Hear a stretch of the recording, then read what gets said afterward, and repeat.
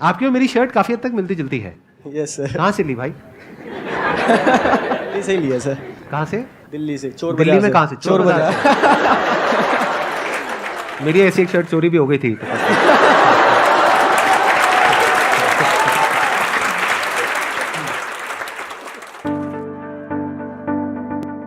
आज तक यहाँ पर जितने भी गेस्ट आए हैं उसमें से सबसे छोटी एज इनकी है। जो अभी ये गेस्ट आने वाले हैं वो सिर्फ 19 साल के हैं और उनके YouTube पर 3 मिलियन से ज्यादा सब्सक्राइबर्स हैं और करोड़ों व्यूज हैं।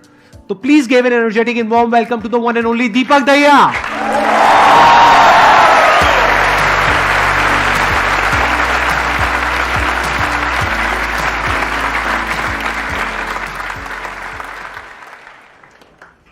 थोड़ा सा आप अपने बारे में बताइए कि आपकी शुरुआत कैसे हुई, कहाँ से थॉट आया, इंस्पिरेशन आई? यूट्यूब जर्नी के बारे में बताऊं उससे पहले मेरी इच्छा है कि मैं आपके बारे में बताऊं कि मतलब आपको मतलब मुझे कैसे इंट्रोड्यूस हुआ था। मतलब मैं 8th क्लास में था, आज से 7 साल पहले की बात है। 8th क्लास में हम कुछ फ्रेंड्स वगैरह स्पोकन इंग्लिश क्लासेस जाते थे, तो वहाँ पर एक सर थे हमारे, तो उन्होंने एक बार कहा कि आज ना सेमिनार दिखाएंगे आपको। तो किसका सेमिनार है? कि संदीप माहेश्वरी का। तो हमने पूछा ये कौन है? तो उन्होंने ये नहीं बताया कि ये मोटिवेशनल स्पीकर है या कोई बिजनेसमैन है। उन्होंने सिर्फ एक ही लाइन कही कि वो बंदा है जो मुर्दे में भी जान डाल दे।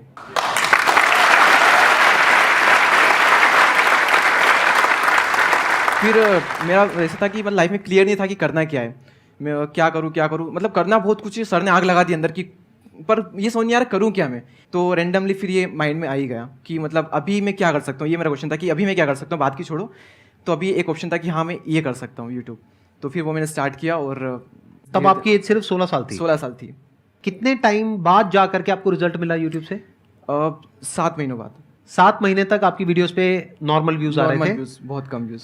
जो ज़्यादा वायरल हुई थी वीडियो, जिसकी वजह से मेरे काफ़ी सब्सक्राइबर्स गए, काफ़ी व्यूज आए चैनल पर, काफ़ी ऑडियंस आई, तो वो अराउंड 9 महीने बाद चैनल ग्रो हुआ था, आप ये मान सकते हो। उसमें कुछ गलती हो गई थी मेरे से, मेरे को डालना कुछ छोड़ता हूँ, डाल को छोड़ दिया था, वो वीडियो वायरल हो गई और आज उस वीडियो पे 26 मिलियन व्यूज है। सॉरी। तो इस पूरी जर्नी में सबसे बढ़िया मूवमेंट कौन से थे और सबसे खराब मूवमेंट कौन से थे? सबसे बढ़िया मोमेंट था, मुझे अभी भी याद है, मेरे जब 1000 सब्सक्राइबर्स कंप्लीट हुए थे। सबसे खराब फेस कौन सा था आपकी लाइफ का? सबसे खराब फेस था, वो कैमरा पे शो नहीं कर सकते। हाँ, यहाँ जो ऑडियंस है उसको उनको बता सकता हूँ, ये पार्ट आपको कट करना पड़ेगा। ये एडिट करना पड़ेगा? एडिट करना पड़ेगा। तो थोड़ा कम खराब बता दो जो कैमरे में हम दिखा सके। कम खराब तो ऐसा कुछ नहीं है, क्योंकि बट कैमरे में क्यों नहीं दिखा सकते? कितना खराब? अच्छा, ब्रेकअप वगैरह कुछ था क्या? राइट। हाँ, तो नाम मत बताओ, वैसे ही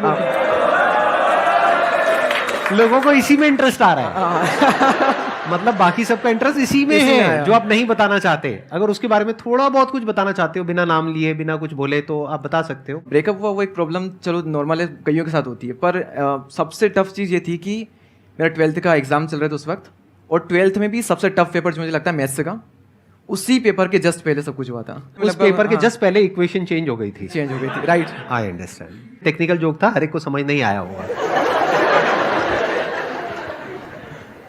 मेरा क्वेश्चन ये है कि ज़्यादातर मोटिवेशनल वीडियोस हम देखते हैं, लेकिन शॉर्ट टर्म का मोटिवेशन मिलता है, लॉन्ग टाइम तक मोटिवेटेड कैसे रह सकते हैं? हर वक्त हर कोई मोटिवेट नहीं रह सकता, वो चाहे मैं हूँ या फिर सर हो, हर वक्त तो एनर्जी हाई रह ही नहीं सकती। बात रही, कई लोगों का मानना है कि मोटिवेशन वीडियो देखने से कुछ नहीं होता, शॉर्ट टर्म में सिर्फ एनर्जी रहती है। माना कि शॉर्ट टर्म में हम मोटिवेट हो जाते हैं, फिर वापस से नॉर्मल स्टेट में आ जाते हैं, लेकिन उनमें जो बातें बताई जाती है ना, वो हमारे साथ जिंदगी भर ये रहती है। भले वो जो फीलिंग है, एनर्जी है, वो टेम्पररी है, लेकिन जो बातें बताई जाती है, जो लाइन्स होती है, वो परमानेंट होती है। तो आपको वहाँ पर फोकस करना चाहिए। मोटिवेशन क्या होता है? एक होता है मोटिवेशन कि मैं यहाँ पर स्टेज पे खड़ा हो जाऊँ, या अपनी कोई वीडियो मेरी आप देख रहे हो जहाँ पे मैं पूरी एनर्जी के साथ आपको कुछ बोल रहा हूँ, आपको गूज़बम्स आ रहे हैं, रोंगटे खड़े हो गए हैं, जोश आ गया है, ये हो गया, उसको आप मोटिवेशन बोल सकते हो। अगर मेरी 500 वीडियोस मैंने आज तक अपलोड करी है, उसमें से ऐसी कितनी है जो कि रोंगटे खड़े कर देने वाली है, और कितनी ऐसी है जो अंडरस्टैंडिंग के बारे में बात करती है? मैक्सिमम 10%। बाकी की 90% कौन सी है? Understanding about life, about mind, about everything in life. क्योंकि अगर आप मोटिवेशन की बात करोगे, yes motivation is temporary, but जब मोटिवेशन काम आता है तो वही काम आता है। जैसे इनका अपना मोटिवेशनल वीडियोस का चैनल है, आई थिंक आपकी 90% जो वीडियोस हैं वो मोटिवेशनल है, राइट? तो जब मोटिवेशन की आपको जरूरत है तो मोटिवेशनल वीडियोस ही काम आएंगी ना।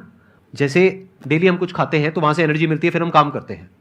तो ऐसे ही मोटिवेशन है। मोटिवेशन कहो या कुछ पॉजिटिव थिंकिंग कहो, डेली आपको कुछ मिलता है तो उससे एनर्जी मिलती है, फिर आप अपने काम पे फोकस करते हो। वो मोटिवेशनल सॉन्ग भी हो सकता है, मोटिवेशनल वीडियोस भी हो सकती हैं, तो वो हो गया शॉर्ट टर्म।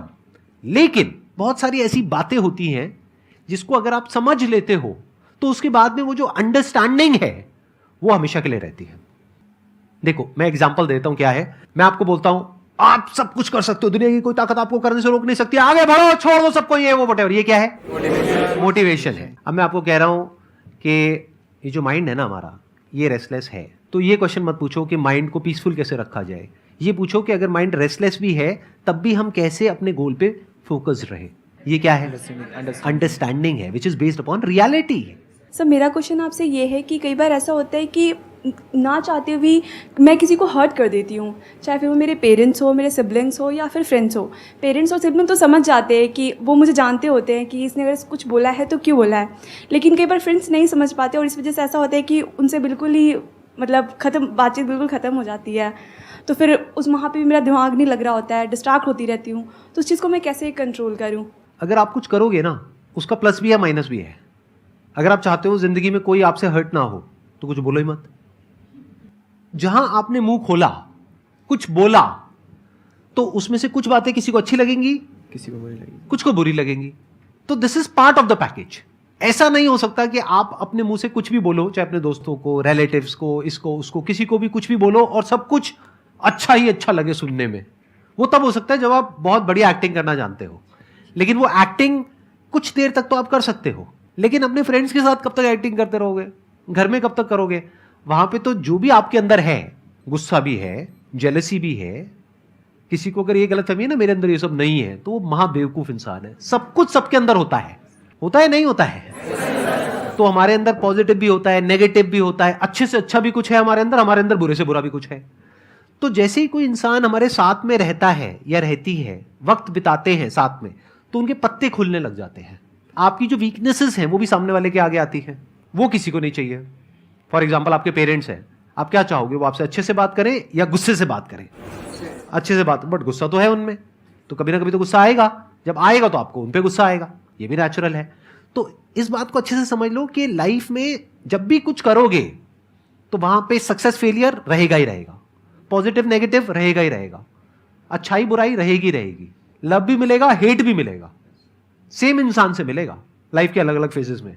आज आपको लगेगा इससे बढ़िया तो कोई इंसान ही नहीं, आपको लग रहा है अरे वाह क्या बात है, मेरी तो किस्मत खुल गई है। वो अगले दिन आप कह रहे हैं कहाँ फंस गया, ये कहाँ किन चक्रों में पड़ गया, अकेला ही अच्छा था, अकेली अच्छी थी, व्हाटएवर, राइट? ये पार्ट ऑफ लाइफ है। तो इन बातों को धीरे धीरे जैसे जैसे हमारी एज बढ़ती है तो हमको ये बातें समझ आने लग जाती है।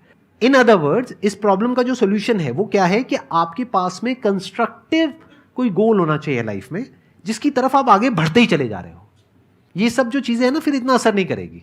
अगर आप वेले हो, खाली हो, तो ये सब चीजें आपको बहुत तंग करेगी।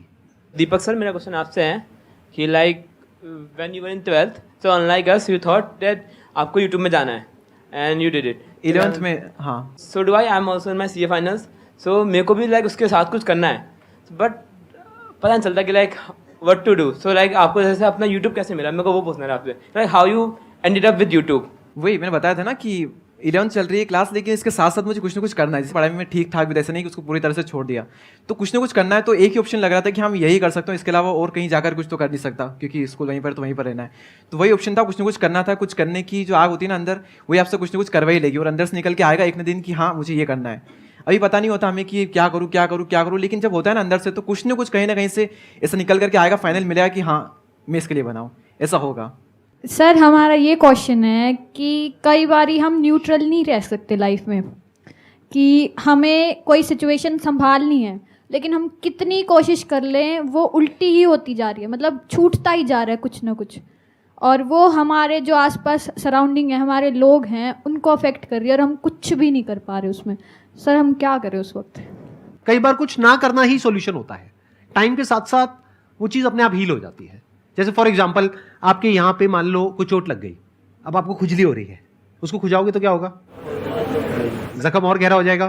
तो अब सोल्यूशन क्या है? कुछ करना या कुछ ना करना? कुछ ना करना।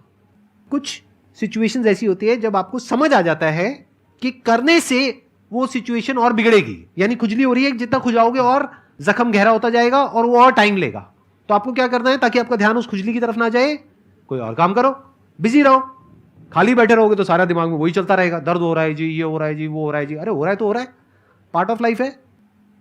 सर मेरे एक बेसिक क्वेश्चन में आपके दोनों के लर्निंग फेज सीखना चाहता हूँ, चीज़ कि ये जो थॉट होता है, जो मन होता है, वो पहली बार जब कोई विचार हमारे मन में आता है, फिर क्या होता है कि हम उसमें उलझते चले जाते हैं। फिर ये हमें काफ़ी टाइम के बाद रियलाइज़ होता है कि हम काफ़ी टाइम से अपना दे चुके हैं, लेकिन वो गलती में पता नहीं चलती है। सर इससे कैसे बचा जाए कि पहला थॉट क्या था, वो जहाँ से हमने स्टार्ट किया था, और 1 घंटे 2 घंटे बाद जहाँ पे हमने अपना थॉट खत्म किया, पता नहीं चलता है कि हमने लगभग 2 घंटे का समय अपने सोचने में निकाल दिया है। सर उससे कैसे बचा जाए, जो बहुत ज़्यादा टाइम इसमें हमारा चला जाता है। तो ये थॉट है फालतू या फिर कुछ काम का थॉट है? नहीं, काम का। पहला थॉट आया कि जैसे क्रिएटिविटी लेके कि हाँ मुझे ये काम करना है, हाँ। वो मैंने सोचा। फिर उसके बाद उसी थॉट में जैसे चेन बनती चली जाती है, उसके बाद ये, उसके बाद ये, उसके बाद इसके बाद ये, 3 से 4 घंटे इसमें निकल जाते हैं। या कभी कभी सोचते रहते, पता नहीं चलता कि हमने स्टार्टिंग कहाँ से की थी सोचने तो की। ये तो सही है ना, अगर सही के बारे में सोच रहे हैं तो और सोचो, कुछ नया मिलेगा।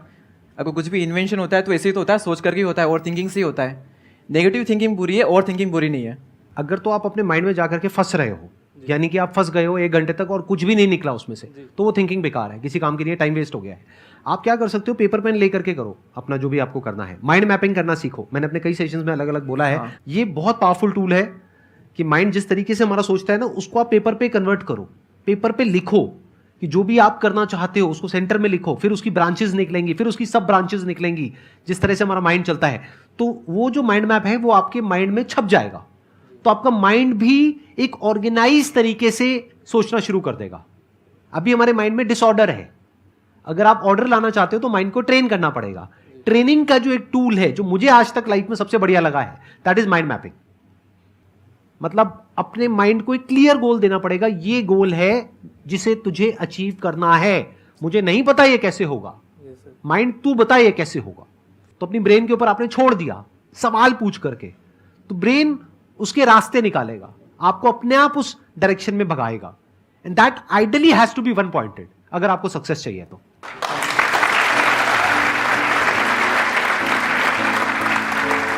Thank you so much for coming.